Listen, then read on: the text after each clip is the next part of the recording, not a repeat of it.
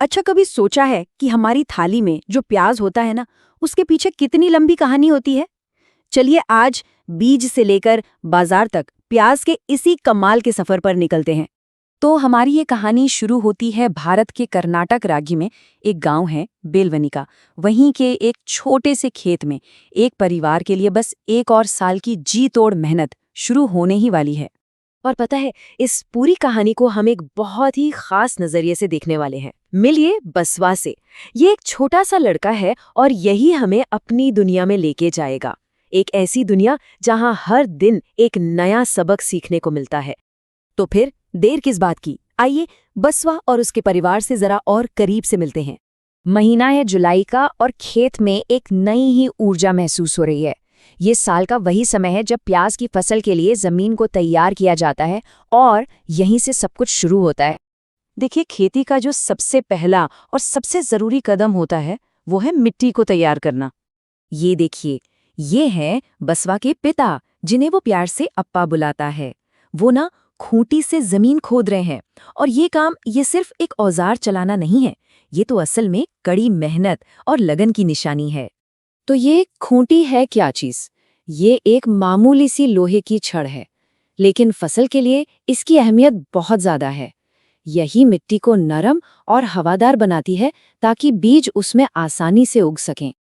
अच्छा, जब मिट्टी तैयार हो जाती है तो बारी आती है बीज बोने की। और यहाँ पर परंपरा और तकनीक का एक बहुत ही सुंदर संगम देखने को मिलता है, जहाँ बैल और कुरीगे नाम का एक खास औजार मिलकर काम करते हैं। अब इस कुरीगे की खास बात यह है कि ये बीजों को बराबर दूरी पे बोता है। पर सवाल ये है कि ऐसा करना जरूरी क्यों है? वो इसलिए क्योंकि हर पौधे को बढ़ने के लिए भाई अपनी जगह चाहिए, पानी चाहिए और पोषक तत्व भी तो चाहिए। तो बस यही सही दूरी एक अच्छी फसल की नींव रखती है। अप्पा बताते हैं कि ये काम एक कला की तरह है, जिसमें तजुर्बे और सब्र दोनों की जरूरत पड़ती है। और बसवा ये सब कुछ बड़े ध्यान से देख रहा है। शायद वो भी एक दिन अपनी पिता की तरह इस कला में माहिर होना चाहता है। चलिए, अब कहानी में एक नया मोड़ आता है।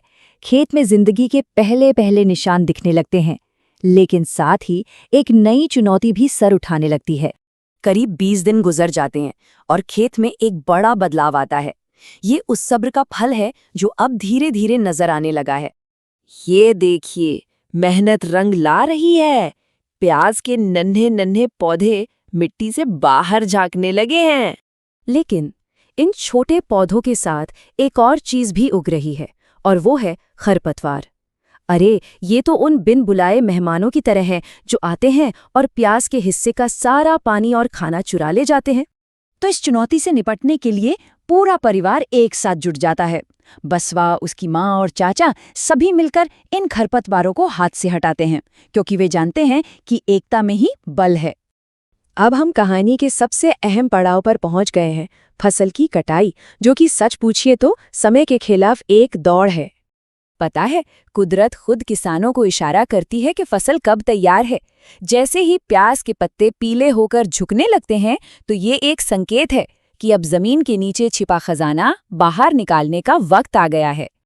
तो ये सिर्फ एक काम नहीं है, ये तो समय के खिलाफ एक दौड़ है, समझिए। क्योंकि अगर जरा भी देर हुई और फसल सही वक्त पर नहीं निकली, तो सोचिए महीनों की सारी मेहनत मिट्टी में मिल जाएगी।